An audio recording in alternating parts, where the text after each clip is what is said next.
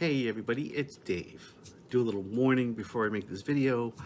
Um, what works for me doesn't necessarily mean it's going to work for you, and what works for you doesn't necessarily is going to work for me. So, there's a little warning. Today I would like to talk about ear tubes, because I've seen a couple of posts here and there about ear tubes, um, ear tubes, and some positive, some extremely positive, and some negative. And let's face it, not everything's going to work for everybody. For everybody. So, I had a labyrinthectomy done on my left ear, helped for 11 months until I started having problems again, and it was in my right ear. I do have a tube in my right ear, and I don't have fullness in it. Now, that's just me. Sometimes I get full, but it doesn't last that long with the ear tube in there. I don't have one in my left ear, and I do get fullness. Believe it or not, with a labyrinthectomy, you still get fullness. That doesn't go away from a labyrinthectomy. So I still get the fullness. I don't have a tube in that ear. I'm sure if I did, it wouldn't. And some of the things that I have researched or looked at this week, or over the last couple of days about ear tubes, is it's basically like a release valve, okay? Is what it really is. And how can I explain it? Okay, you see videos of teenagers or 20-year-olds shotgunning beers, okay? They poke a hole in the bottom and then they put it in their mouth like this, and they pull the tab on the can, and the beer comes rushing out down the bottom, and the air is pushing the beer out and down faster.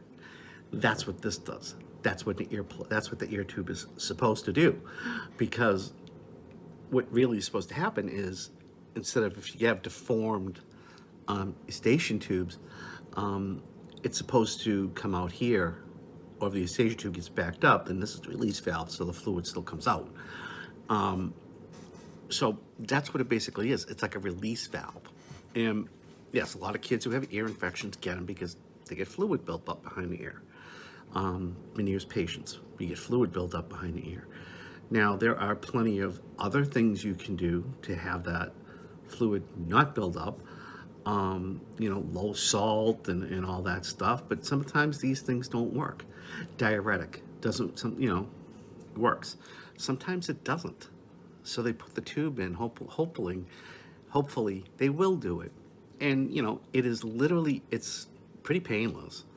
You feel more pressure than you do pain, because they numb it. They stick the numbing drops in there, and they numb it. And they make a little incision, and then they pop the tube in. That's it.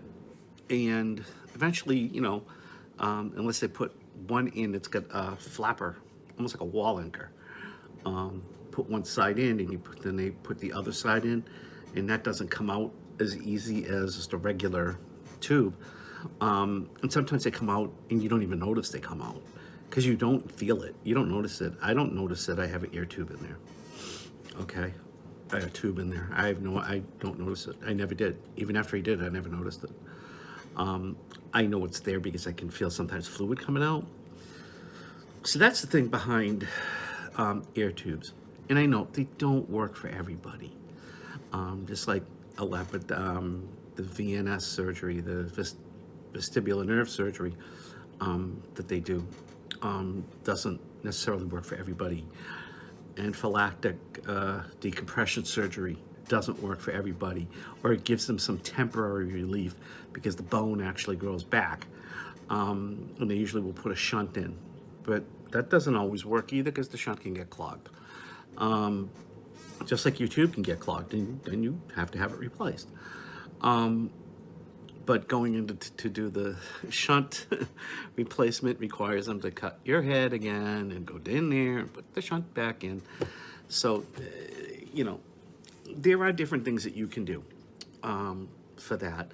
But I know tubes don't work for everybody, as some posts said. But you know what? it's worth a shot. And if it works, fantastic. It'll cut down some of the vertigo, which is really good. But not all of it. It's more of a thing to make your symptoms more milder. So you're not getting that fullness, that deafness.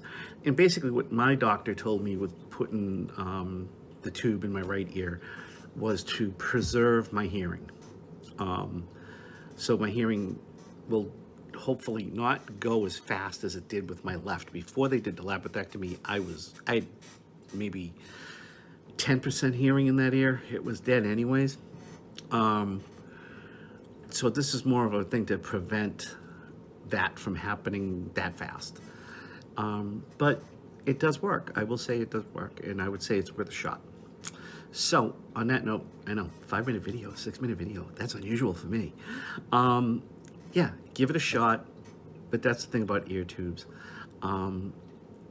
It's just a release valve, another place for fluid that builds up to go out. And it does help. It does help me, I should say. So that's why I said warning. What works for me doesn't necessarily going to mean it's going to work for you. But it is worth a shot, and it doesn't hurt. And that's it. Hope you guys have a spin-free day. Take care, and I will see you soon. Bye.